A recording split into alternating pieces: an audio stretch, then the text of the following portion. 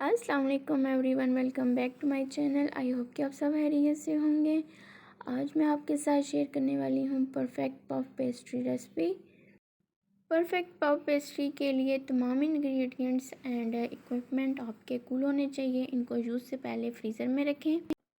Necessary ingredients में है plain flour 1 cup, salt to taste. आपने इसको स्पून के साथ मिक्स करना है, हाथ बिल्कुल भी यूज़ नहीं करने। बटर लिया है मैंने, कोल्ड बटर है 1/2 कप, और अगर इसको टेबल स्पून में करें तो 4 टेबल स्पून ये बनेगा। मिक्सिंग आपने इसकी क्विक करनी है।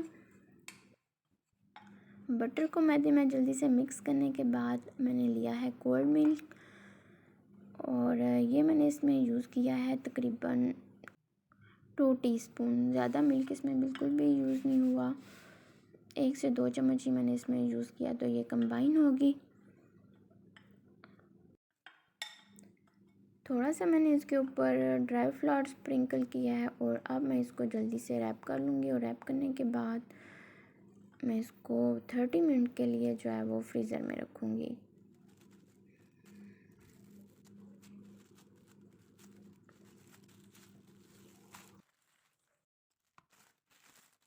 थर्टी मिनट के बाद मैंने इसको फ्रीज़र से निकाल लिया है, और अब मैं इस पर खुशक फ्लावर स्प्रिंकल करके इसको फोल्ड करूँगी।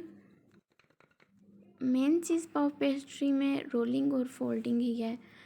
आपने इसको खुशक फ्लावर स्प्रिंकल करते जाना है और इसको रोल करके फोल्ड करते जाना है, और इसी प्रोसेस को आपने अगेन करना है। और जितना ज़्यादा आप फोल्डिंग और रोलिंग अगेन करेंगे तो आपकी लेयर्स जो हैं वो बहुत अच्छी बनेंगी। लेकिन आपने इस पूरे प्रोसेस में ध्यान रखना है कि आपने इसको बहुत क्विक प्रोसेस में करना है, ताकि आपकी जो पफ पेस्ट्री की डो है वो बिल्कुल ठंडी रहे। अगर डो फोल्डिंग करते हुए ठंडी फील ना हो तो इसको थोड़ी देर के लिए आप अगेन फ्रीज़र में रखें और फिर दोबारा से इसको फोल्ड कर लें।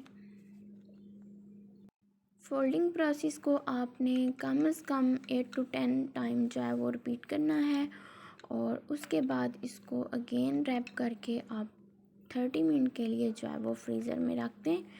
उसके बाद ये जो है डो आपकी बिल्कुल रेडी होगी। अब मैं डो को अगेन रैप करूँगी, और रैप करने के बाद इसको 30 मिनट के लिए जो है फ्रीज़र में रखूँगी। उसके बाद ये डो जो है वो बिल्कुल रेडी होगी और मैं इसको यूज़ कर सकूँगी। आफ्टर 30 मिनट डो जो है वो यूज़ के लिए बिल्कुल रेडी है। इसको स्प्रेड करने के बाद आप इसको किसी भी शेप में कट कर सकते हैं। कट करने के लिए सबसे ज़रूरी चीज़ है जो वो है कि आप जिस चीज़ के साथ भी इसको कट करें, आपका नाइफ़ जो है वो शार्प होना चाहिए, ताकि ये इजीली कट हो जाए और इसको ड्रैग करना ना पड़े। ओवन जो है मस्ट प्री हीटेड होना चाहिए। मैंने इसको 10 मिनट प्री हीटेड ओवन में 20 मिनट के लिए बेक किया है, और ये आपके सामने है। बहुत ही ज़बरदस्त सी लाइट सी क्रिस्पी सी और फ्लेकी सी बनी है। और अगर आपको ये वीडियो अच्छी लगे तो इसको लाइक कर दें। मिलते हैं नेक्स्ट वीडियो में। Thanks for watching. अल्लाह हाफिज़।